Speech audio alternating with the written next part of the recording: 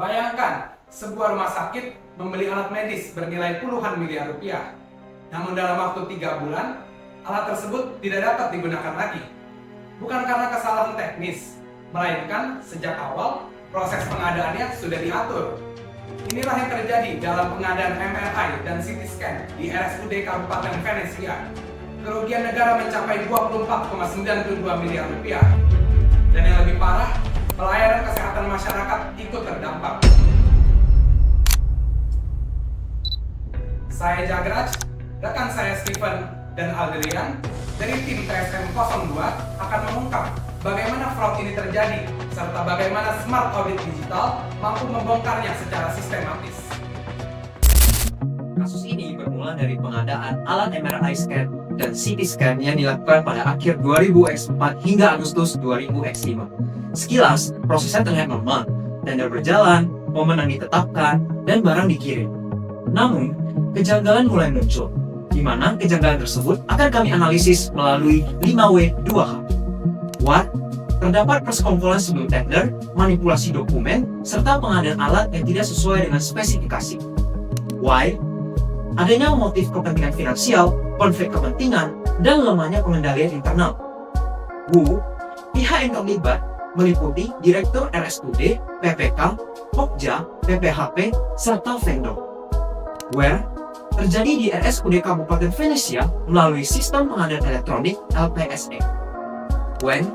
Berlangsung pada akhir 2000X4 hingga Agustus 2000X5. How? Modus yang digunakan antara lain pengujian harga sejak awal, lolosan dokumen tidak valid, serta pengiriman barang rekondisi. How much? Kerugian negara mencapai 24,92 miliar rupiah. Dari analisis 5W2H, kami menemukan beberapa kejanggalan. Yang pertama, dokumen tender diloloskan meskipun tidak memenuhi syarat. Yang kedua, harga telah ditetapkan sebelum lelang dimulai. Yang ketiga, alat yang diterima ternyata merupakan barang bekas.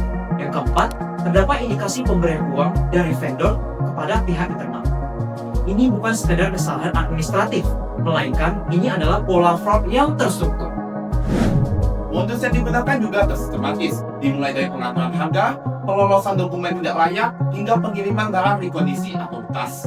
Dan sebagai imbalannya, diberikan ucapan terima kasih atau kickback kepada para pihak yang terkait. Jika hal ini dianalisis dengan menggunakan fraud hexagon, kasus ini didorong oleh opportunity, yaitu lemahnya pengendalian internal, collusion kerjasama antar pihak, tekanan finansial, dorongan untuk kepentingan pribadi, rasionalisasi, yaitu pembenaran aksi manipulasi tender tersebut, capability, kemampuan para pihak untuk menutupi aksi ini, dan arogan, yaitu sikap superior dari para pihak.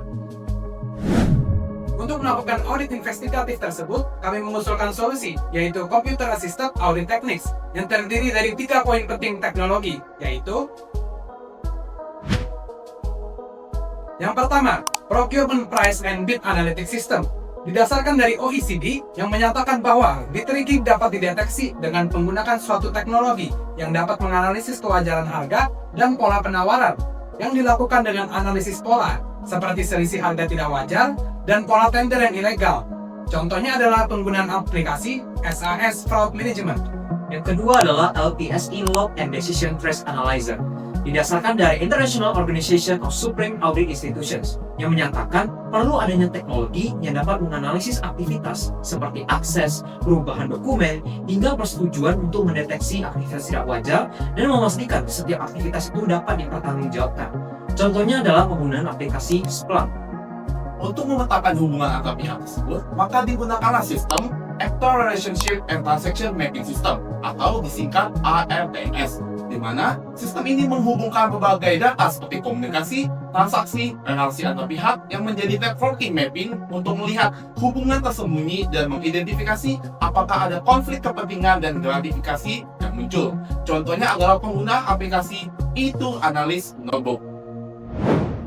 Sehingga teknologi tersebut kami terapkan dalam prosedur audit investigatif dalam tahap perencanaan dan pelaksanaan. Pertama, tahap perencanaan. Tahap ini terbagi menjadi 3 prosedur. Yang pertama, auditor mengidentifikasi indikasi kolusi dengan menganalisis hubungan dengan menggunakan teknologi ARTMS. Yang kedua, auditor menelusuri proses persetujuan anggaran melalui audit trail system dengan teknologi LDTA. Dan yang ketiga, review awal terhadap dokumen pengadaan, termasuk HPS dan spesifikasi untuk menilai kewajaran. Dan yang kedua, ada tahap pelaksanaan, di mana untuk tahap pelaksanaan ini terbagi menjadi 4 prosedur audit. Yang pertama, dilakukan pengujian kewajaran harga dengan membandingkan dengan benchmark pasar menggunakan teknologi PPBAS. Dan yang kedua, menganalisis proses lelang dan pola penawaran untuk mendeteksi adanya indikasi bid rigging melalui kombinasi teknologi PPBAS dan LBPA. Dan yang ketiga, menelusuri aliran dana untuk mengidentifikasi adanya dugaan gratifikasi menggunakan teknologi ARMS. Dan yang terakhir, melakukan konfirmasi kepada pihak terkait serta menginspeksi alat pengadaan tersebut. Berdasarkan prosedur tersebut, ditemukan beberapa fakta penting. Yang pertama, harga penawaran menunjukkan pola yang tidak wajar dan mengindikasikan adanya pengaturan tender. Yang kedua, adanya aktivitas yang mencurigakan dalam audit system sebelum penetapan pemenang. Yang ketiga, aliran dana mengarah pada gratifikasi. Yang keempat, alat yang diterima terbukti tidak sesuai dengan spesifikasi. Berdasarkan temuan tersebut, kami memberikan 3 rekomendasi utama. Yang pertama, memperkuat pengawasan dalam penentuan HPS dan evaluasi tender dengan memanfaatkan analisis harga untuk mendeteksi indikasi pengaturan lelang.